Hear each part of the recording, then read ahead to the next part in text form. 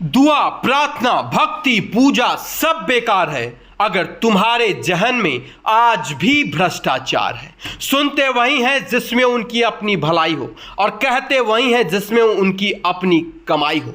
नमस्कार, आप देख रहे हैं आकाश तक और मैं हूं आपके साथ आकाश राय। आज हम विस्तार से बातचीत करेंगे भारत में फैल रहे भ्रष्टाचार के बारे में। हर व्यक्ति प्रत्यक्ष या अप्रत्यक्ष रूप से यह जानता है कि भारत में भ्रष्टाचार एक तरह से समझ लीजिए दीमक की तरह काम कर रहे हैं। यह गरीबों को, नौजवानों को और किसानों को पूरी तरह से खत्म करने में आपकी भूमिका निभा रहे हैं। आप नेपाल के पास चले जाइए, अपने ही जमीन के दस्तावेज को दुरुस्त कराने में आपको बड़ी मशक्कत करनी पड़ेगी और जब तक आप पैसे नहीं देंगे आपका काम नहीं होगा।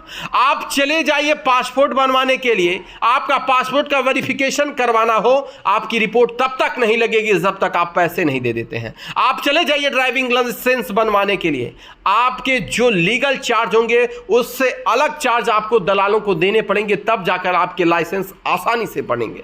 सबको यह पता है, जो आपके वहां पर रक्षक बने, जो जनप्रतिनिधि हैं, उनको भी पता है कि यहां पर भ्रष्टाचार चरम सीमा पर चल रहा है, लेकिन फिर भी किसी के सर पर जू नहीं रेंग रहा है।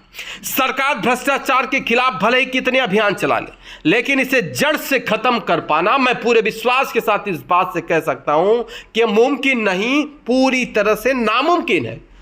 ऐसा मैं इसलिए कह रहा हूं क्योंकि हमने भ्रष्टाचार को एक तरह से आत्मसात कर लिया है और मान बैठे हैं कि यह हमारे समाज और प्रशासन और सरकारों का अभिन्न हिस्सा बन चुका है। आप जरा सोचिए, जब आप रोड पर निकलते हैं और ट्रैफिक पुलिस वाला आपको पकड़ता, आपके एक दस्तावेज कम हो तो आपके ऊपर लंबी पेनाल्टी का एक दस्तावेज आपको थमाने की वह कोशिश करता। उस दौरान आप कहते हैं साहब कुछ ले लीजिए और मामला को रफा दफा कर दीजिए। वो 200-400 रुपए लेता और मामले को रफा दफा कर देता और आपको छोड़ देता है।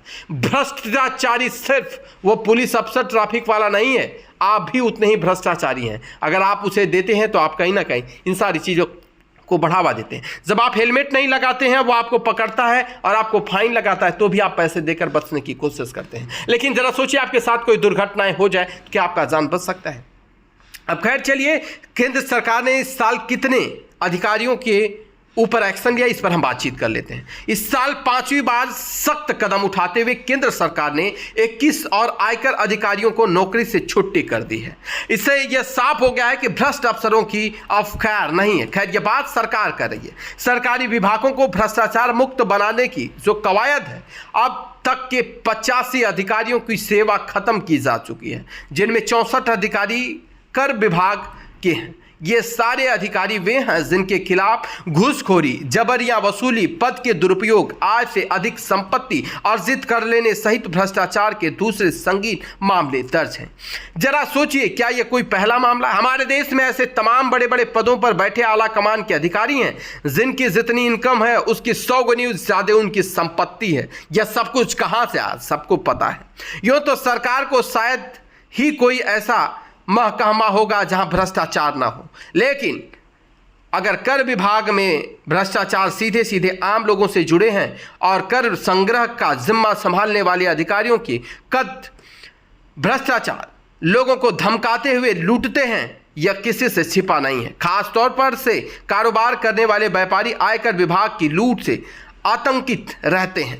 इसलिए प्रधानमंत्री ने स्वतंत्रता दिवस के मौके पर लाल किले से अपने भाषण में कहा भी था कि भ्रष्टाचार की कर विभाग में कुछ काली भेड़ें हैं जो अपनी ताकत का गलत इस्तेमाल करके ईमानदार करदाताओं को परेशान करते हैं। घूसखोर अधिकारी आयकर दाताओं को इस तरह से परेशान कर देते हैं कि कई बार तो लोग मौत को गले लगा लेते हैं। 5 महीने पहले, लगभग कुछ महीने पहले की बात है, काफी डे की मालिक विजी सिद्धार्थ ने भी आयकर विभाग की प्रताड़ना से परेशान होकर खुदकुशी कर ली थी। अब व्यापारियों को भी सोचना होगा और ये जो आला कमान के अधिकारी हैं उनको भी प्रकाश डालना होगा। सरकार भ्रष्टाचार के खिलाफ भले कितने मुहिम चला ले, लेकिन उसे भ्रष्टाचार मुक्त बनाने में वो सफलता नहीं मिल पाएगी जो मिलनी चाहिए।